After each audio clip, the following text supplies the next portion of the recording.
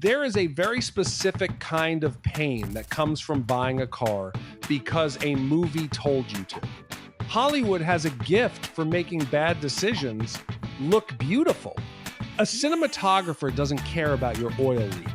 A production designer doesn't care that the doors take 3 attempts to open. They care about the shot light catching the body, the roar on the soundtrack, the way a car feels like freedom at 24 frames per second. And for decades, that gap between the screen and the driveway has been costing real people real money. These are 8 cars that the camera immortalized and that real owners spent years trying to forgive. We're counting down from the merely disappointing to the ones that actively fought back. Number 8, Porsche 914. As seen in 1970s magazine covers, photographed at angles, specifically chosen to hide what it was.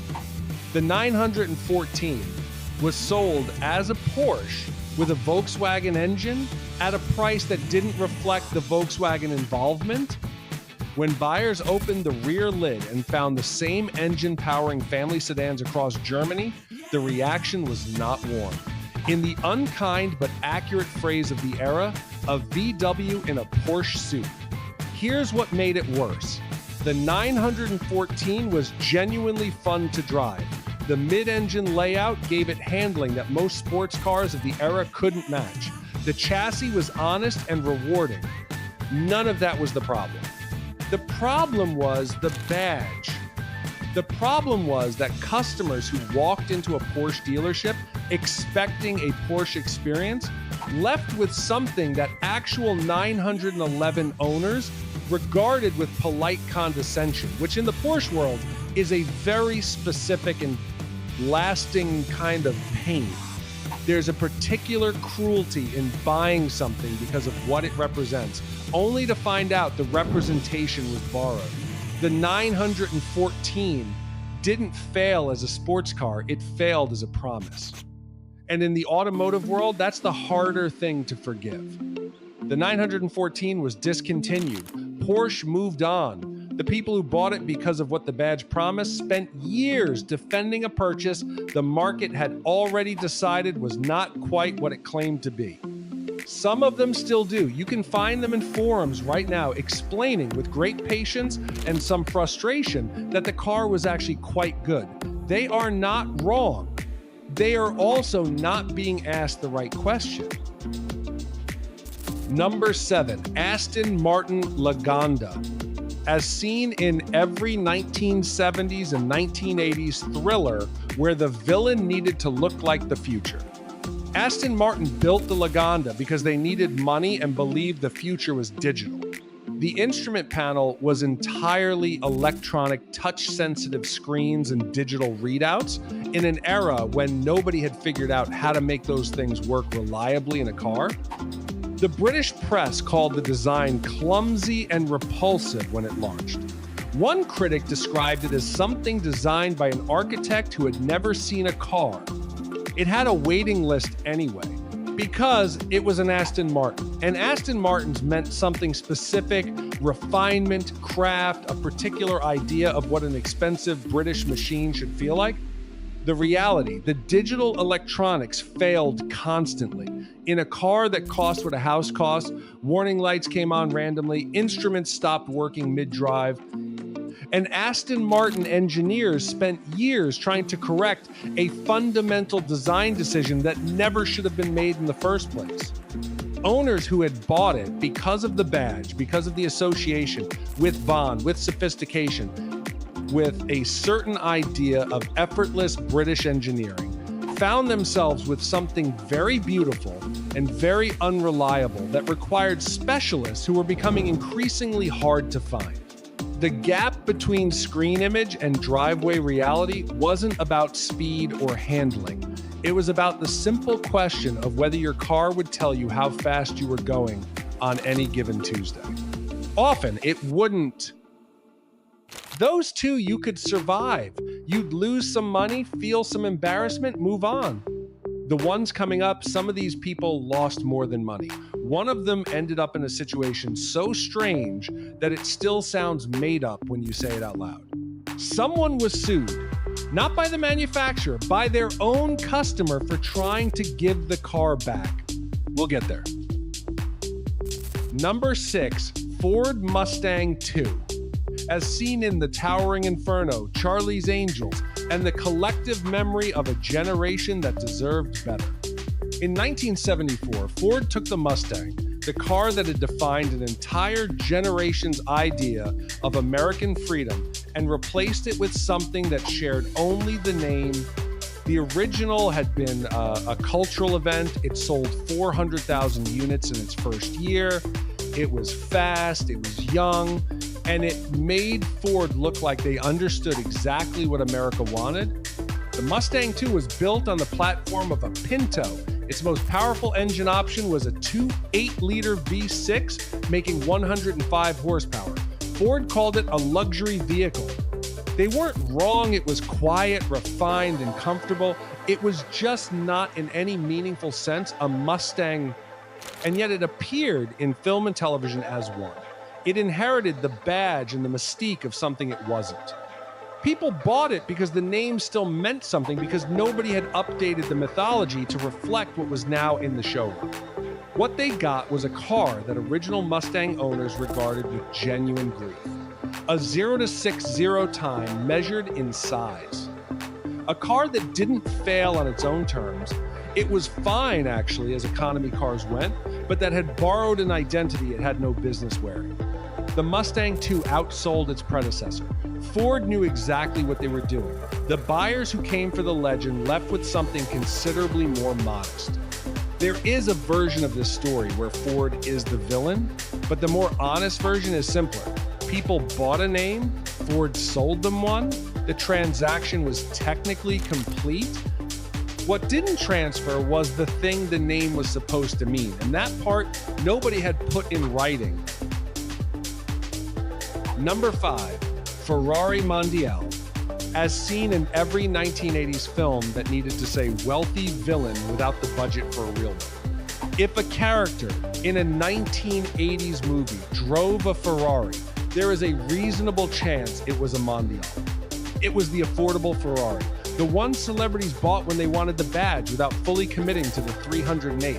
It appeared in music videos. It showed up as shorthand for success. And the prancing horse on the hood did exactly what Ferrari intended.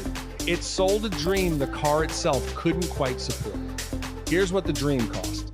$64,000, more than a Porsche 930 Turbo, which made 300 horsepower. The Mondial made 214. Road and Track tested 0 to 60 inches, 9.5 seconds. In a Ferrari, the electrical system was a particular problem. The fuse board was undersized for the number of systems it needed to run. In slow traffic, headlights on, air conditioning running, radiator fans going, there was a real possibility the entire system would fail. In a car that cost more than something twice as fast, mechanics used a specific phrase when describing it: cheap to maintain for a Ferrari, which is the automotive equivalent of saying something is roomy for a closet. The Mondial wasn't a disaster. It was a Ferrari, dressed in Ferrari's own clothing, sold at Ferrari's prices, delivering something considerably less than the legend implied. Number 4, Lamborghini Countach. As seen in every bedroom wall in America, 1978 to 1995, the Countach was never meant to be a car you drove. It was meant to be a car you possessed. Marcello Gandini designed it as a concept, a provocation. The name itself is Piedmontese dialect and expression of shock, something you'd say when a beautiful stranger walked past. Lamborghini's own test drivers reportedly said it when they first saw the design. The problem with turning a provocation into a product is that products have to function. The visibility from the driver's seat was so limited that experienced owners developed a specific technique for reversing. Open the door, sit on the door sill, and look backwards over the roof. Not as a quirk, as actual operating procedure for not hitting things while going backwards. The clutch required leg strength most drivers didn't have. The gear shifter needed to be forced into position. The engine vented heat directly into the cabin. Getting in and out required a learned technique because the door sill was so wide and the roofline so low that any casual approach left you wedged. One owner writing about long-term possession described it plainly. It is such an imperfect car, it needs wide, clear, unrestricted roads. Anything less end, it is a minor nightmare. The poster never mentioned the restricted roads. Every teenager who grew up staring at that wall and eventually bought one discovered that the experience of owning it was not the experience of wanting it. And that the distance between those two things is exactly what makes a car like this both unforgettable and quietly exhausting. Number 3, Ferrari Mondial. Wait, we covered that. Actually, number 3 is the one where the manufacturer took the customer to court. Number 3, Jaguar XJ 220. As seen in every 1990s supercar poster, and the dreams of anyone who attended the 1988 British Motor Show. In 1988, Jaguar unveiled the concept of the British International Motor Show, and the crowd went silent. The XJ 220 prototype was a V12 all-wheel drive machine with scissor doors that Jaguar claimed would reach 220 miles per hour. It was the kind of car that made experienced automotive journalists run out of words. Jaguar began accepting deposits of £50,000 each. Over 1,500 people put money down. Then Jaguar started actually building it. The V12 was replaced with a twin turbocharged V6. The all-wheel drive disappeared, the scissor doors disappeared, the adaptive suspension gone. The car that arrived in showrooms in 1992 at £470,000, nearly double the original price, was a fundamentally different machine from the one people had paid to reserve. Buyers tried to cancel, Jaguar refused, and then took some of them to court, which means that for a period in the early 1990s, people were being sued specifically so they would be legally forced to buy a supercar they no longer wanted. That sentence still sounds invented. It is not. The XJ220 was objectively still extraordinary. It set the world production car speed record. The V6 made 542 horsepower and covered 0 to 60 inches under 4 seconds. But it was wider than a Chevrolet Suburban, nearly as long as a Tahoe, and had rear visibility owners described as navigating by sonar. Unsold units sat in warehouses. Cars that cost nearly £500,000 were selling a decade later for £100,000. The poster had promised the future. The driveway delivered a lawsuit. Number 2, Pontiac Aztek. As seen in Breaking Bad, where it was chosen specifically because it was one of the worst cars ever made. Vince Gilligan chose the Aztek on purpose when Breaking Bad needed a car for Walter White, a chemistry teacher slowly becoming the most dangerous man in Albuquerque. Gilligan didn't want something cool. He wanted something that said, this man has already given up. He picked the Aztek because it communicated failure without a single line of dialogue. And it was correct casting. When the Aztek launched, automotive journalists responded like they had been personally insulted. Car and Driver called it bewildering. Motor Trend used the word unfortunate.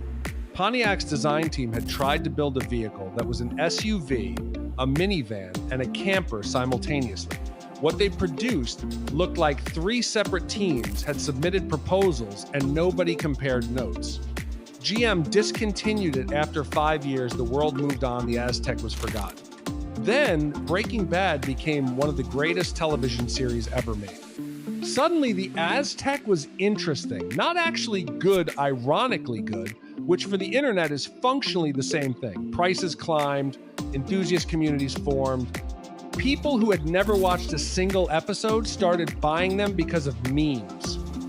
What those buyers discovered, the Aztek was not secretly excellent, it had not been misunderstood. It was genuinely awkward, genuinely ugly in person, and built to a price point that made its interior feel like a rental car that had been through something. Walter White sold his for $50 in the show. That was symbolic. In real life, sellers were asking $8,000. The gap between what the screen suggested and what the driveway delivered was never more perfectly measured. Number 1, DeLorean DMC 1-2. As seen in Back to the Future, which turned a bankrupt company's only product into the most famous car in history. The company was already dead before the movie came out. That is the detail nobody mentions. When Marty McFly fired up that stainless steel time machine in October 1985, DeLorean Motor Company had been closed for 3 years. The factory in Belfast was dark. John DeLorean had been arrested on cocaine trafficking charges he'd eventually beat, but the company was already gone by then. There was nothing left. The car you fell in love with on screen was made by a ghost. And yet people bought them. After Back to the Future became the highest grossing film of 1,985, demand exploded for a vehicle with no manufacturer, no parts supply chain, no warranty, and no one responsible for any of it. Here is what they actually got. A 130 horsepower V6 shared between Peugeot, Renault, and Volvo. Not exactly the stuff of science fiction. The car that was supposed to cost $12,000 had arrived at dealers for $26,000. A contemporary Porsche 911 would dispatch it without noticing. The gull-wing doors, the iconic feature, the reason anyone wanted it weighed so much, they sagged over time, park on the wrong incline, and they wouldn't open at all. The stainless steel body couldn't be painted, couldn't be conventionally repaired, and held every fingerprint from anyone who passed within 2 feet. One owner described it as a car you love to look at and dread to drive. And yet, the DeLorean became more famous after its death than it ever was during its life. Every person who bought one because of Marty McFly paid a premium for that fame in repair bills, in sourcing parts from a company that no longer existed, in explaining to every mechanic they visited that yes, this is a real car, and yes, they do need to actually fix it. The DeLorean is number 1 on this list, not because it was the worst car. It wasn't. It's number 1 because no vehicle in history has had a wider gap between what the screen promised and what the driveway delivered, and still managed to make people love it anyway. Think about what that actually means. The company was bankrupt, the engine was borrowed, the doors didn't work on hills, and people still line up to buy them, still restore them, still drive them to car shows where strangers ask to take photos. The DeLorean became immortal, not despite its failures, but almost because of them. The failure is part of the mythology now. You can't separate the car from the story of everything that went wrong. That's not a car problem. That's something much stranger. None of these cars were frauds. Not exactly. The DeLorean was a genuine design achievement with a fatal execution. The XJ220 was still one of the fastest production cars ever built. The Countach remains one of the most important shapes in automotive history. The Mustang II sold. On its own terms, it succeeded. The fraud was never in the cars. The fraud was in the distance between the screen and the driveway. Hollywood doesn't sell cars, it sells feelings.